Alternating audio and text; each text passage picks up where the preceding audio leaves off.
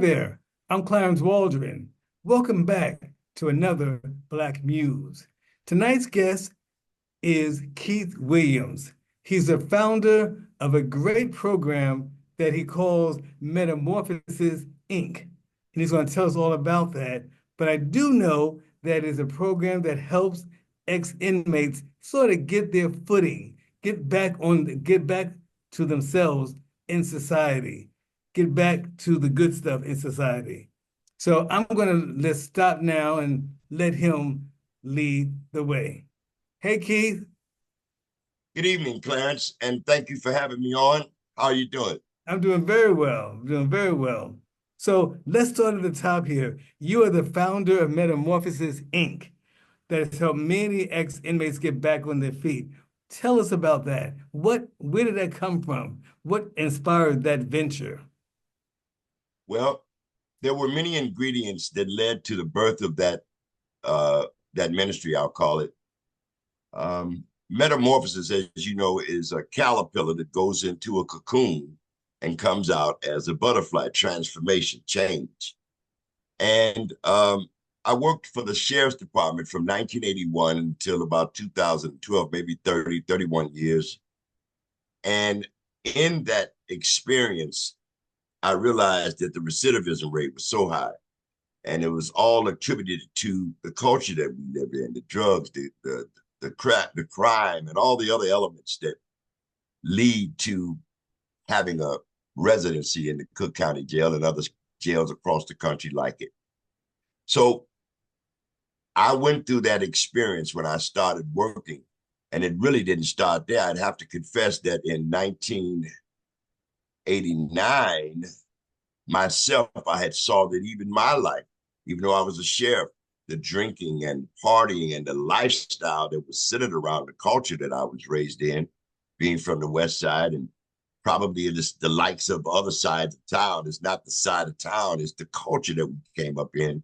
I saw myself being overwhelmed by the addiction and the alcoholism, and which contributed to the irresponsibility.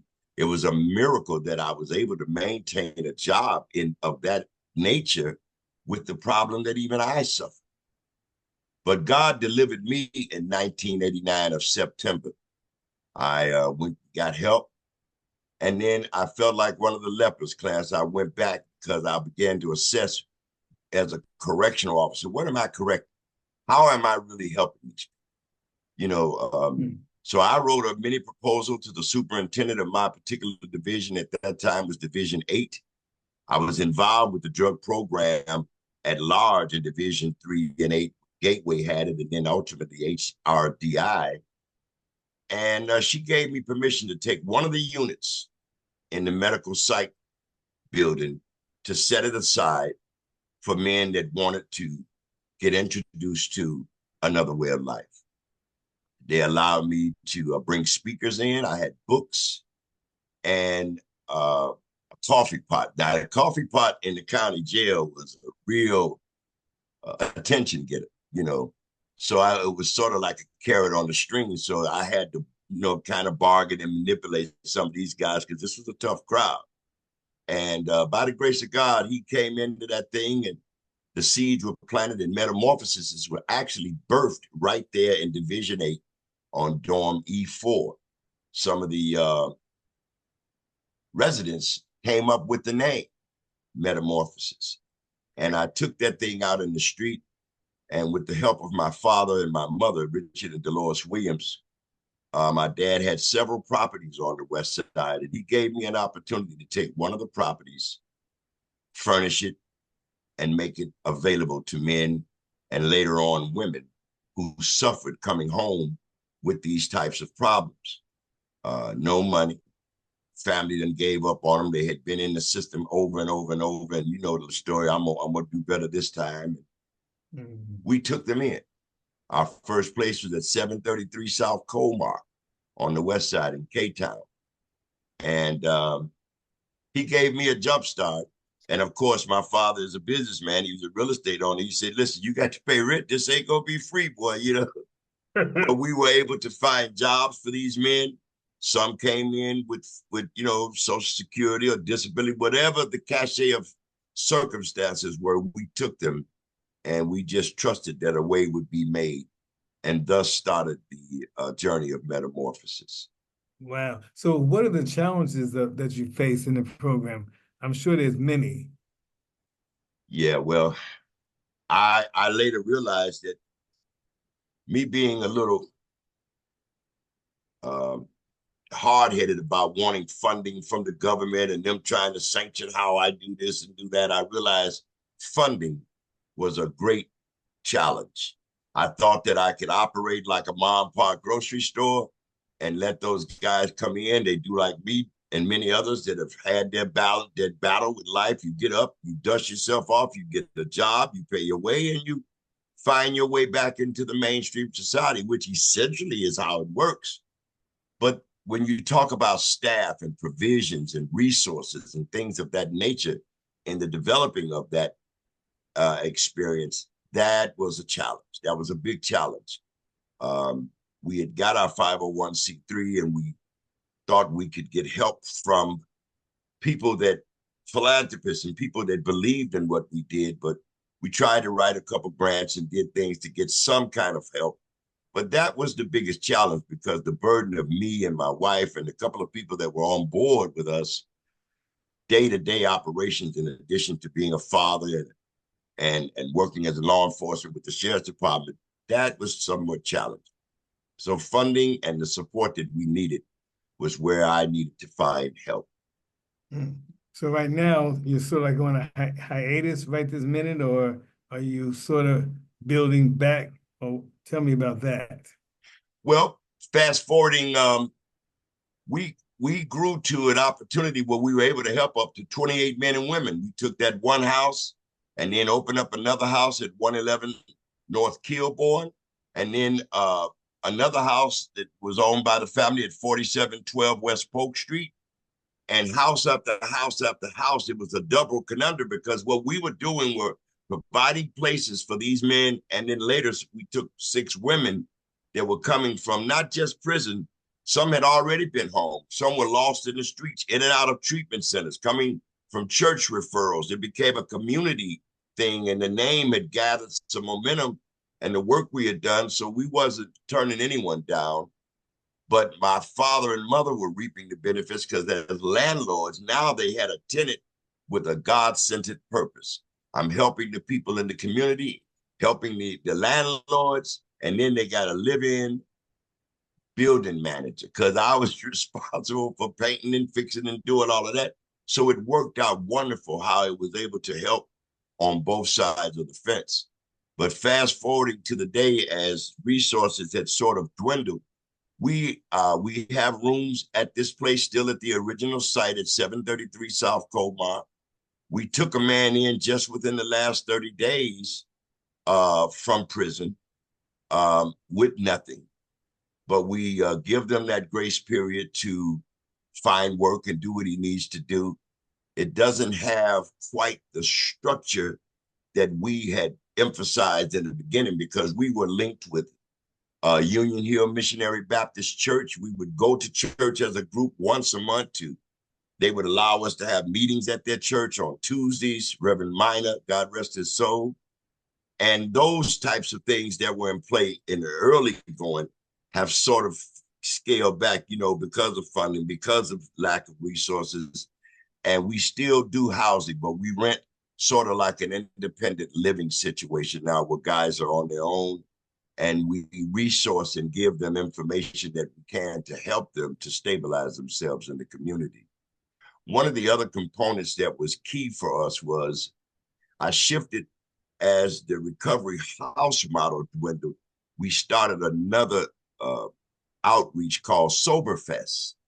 We have a 50-acre farm up in Michigan with a 10-bedroom, 6-bathroom home, almost 7,000 square foot, and a couple of trailer homes and mobile homes, And we started bringing folk up there like that Roscoe Jenkins experience, where the barbecue was jumping. We'd have breakout groups, the big barn fires, and giving them another spiritual jolt to let them know that there's so much more to life. That 4-corner radius that we live in on the west side and the south side. hold'em of going to work and paying your bills. So it was so much fun. I mean, playing dominoes and having our fellowship moments after the breakouts. We went on boat rides. So that became another great impact on our ministry on Metamorphosis, bringing those that had already been in and that were still in to another experience, and their families. Some had their kids. It was just a wonderful thing that we are also trying to maintain, which will become hopefully a part of the Williams family and the Metamorphosis legacy as we go forward. That's great. This sounds exciting. That sounds exciting. Yeah, yeah. So tell us more about yourself. So I know you're from the West Side. You told us that. Who inspired you? And also, there's a spiritual sense that I'm getting from you as well. So talk about that. Yes. Yeah. Well, as I told you, I went through my dark space. I often said I went to a party at age 13 and didn't come out till I was 33. The Oh, red light was wow. flickering and I got stuck like Chuck. I lived in the midst of some of that life to a place where God had got my attention, and I reached out and asked for help, and he gave it to me. I was able to, like I said, retire from my job because of his grace. But I went and joined a church. I was a part of a church up in Evanston where I recommitted my life to Christ in the early 90s. First Church of God under good pastoral leadership, Reverend Michael Curry, who's now in Florida. But I Mm, left there. I met my wife in treatment, and we've been married 31 years. wow. And she and I both are retired professionals. I joined Trinity United Church of Christ under the leadership of Dr. Jeremiah A. Wright, and now under the Dr. Otis Moss III. Yes. I was ordained in 2007 as a deacon. And there was something about that walk when you're walking with those people that are broken, that are lost, that are left out. When he said, feed my sheep, go to the prison and look out for the widow. There seemed to be some type of energy, man, that was coming from my church life and being fed from the source that I was eating that led me to have that spiritual foundation that I knew that I wasn't just doing this for me or for those people. This was doing work with a purpose that was centered with God, because God was making it happen. I didn't have any funding. We didn't plan to do this. We started out with a zero budget and a faith walk. Things just started falling in place. So that was what happened for me. And that's where I've maintained my walk over the years. I'm still at the church, and we are part of the drug and alcohol ministry, where we have a big drug and alcohol revival in April, the last month of April every year. And I'm involved in some of those things that helped me to be fit for the ministry called Metamorphosis. Wow, that's amazing. And we have the same church because you said Trinity. Yes, indeed. Yes, indeed. Oh, Um, amen. yeah, absolutely. Jeremiah Wright was my Yes, guy. And then of course yes. now Otis Moss. Yeah, yeah, yeah.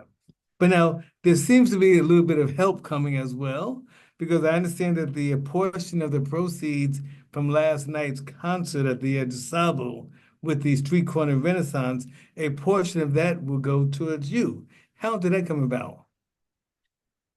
Well, again, the same God that Same guy, provided along the way. same He guy. has never, he promised never to leave us or forsake us. It almost seems like he's nudging me, saying, hey, your work is not done, and man, you got stuff to do, you know. So those some of those gentlemen are from the West Side. I think that the promoter was a retired Chicago cop, and Maurice Kitchen, I think he was connected with my brother Rick Williams. They went to school together, or they also had some West Side Connected. ties.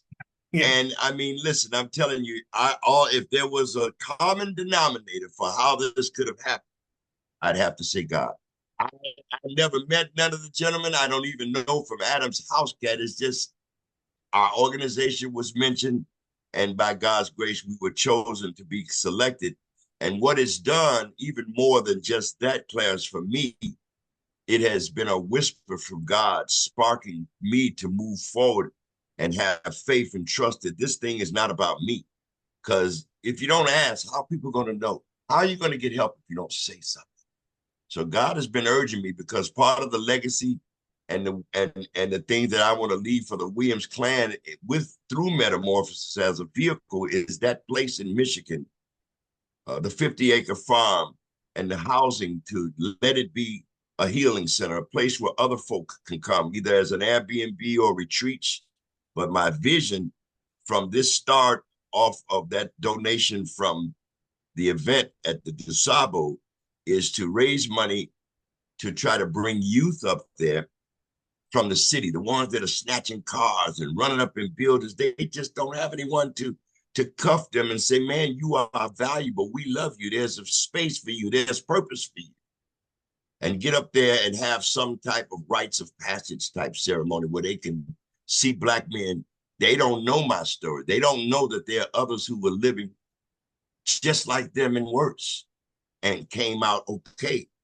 So my desire is to set up an opportunity to have retreats and sow into those youth so that they can repurpose their lives and realize that their lives have value, to try to curb some of the violence that's going on in the city, because they seem like they've just given up hope.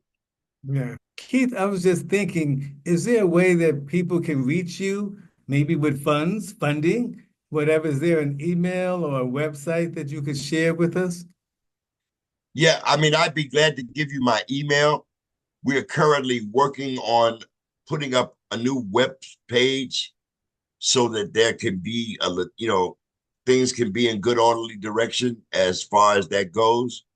But for the initial contact, they can reach me at BIGK, big K, 5689 at gmail.com. That's big K 5689 at gmail.com. Excellent. Yeah, I really can't believe that we're pretty much done. You were so good. You were so good. Is there anything else you would like to share? Anything else you want to add on to? Well, I just know that if I don't know where this podcast goes, I don't know how God works in his miraculous doings, but to know that I'm blessed to know you and hope and know that you are also tied to Trinity to some way, and for Brother Howard Sandifer and any of the others that are involved with this experience, I just hope that it reaches the ears and hearts and minds of the right people so that we could collaborate to make this vision become real. Because if we don't, then our people will perish. This is a space owned by Black folk that they can come. And I don't know a lot of places. You can go to Wisconsin Dells and you can go to Disneyland, but to have a place owned by Black folk from the West Side through the labor of Richard and Dolores Williams, I think it would be a wonderful way to sow into something, to have a place to come where we can heal. And I hope that it reaches the hearts of the right people, people that have funding, people that have resources that can help us to keep this movement going. Okay. I'm grateful to be on this podcast, Clarence, and thank you for having me. Yeah, it's been a pleasure. I want to talk more and more, but I guess I'll have to do that later off camera. I'd like to talk more to you. But in the meanwhile, thank you, Keith, for your time. It's been a pleasure. But before I close, I want to send out a little shout out to Howard Sandifer and his wife, Darlene Sandifer. They are, as you know, the founders of the Chicago West Community Music Center, a great school on the west side of Chicago. Yeah. And this whole video podcast was their idea. They said, let's have lively conversations with our newsmakers. So here we are. And I believe we just had another lively conversation. So thank you. And also the viewers, please click like and subscribe. Please click like and subscribe.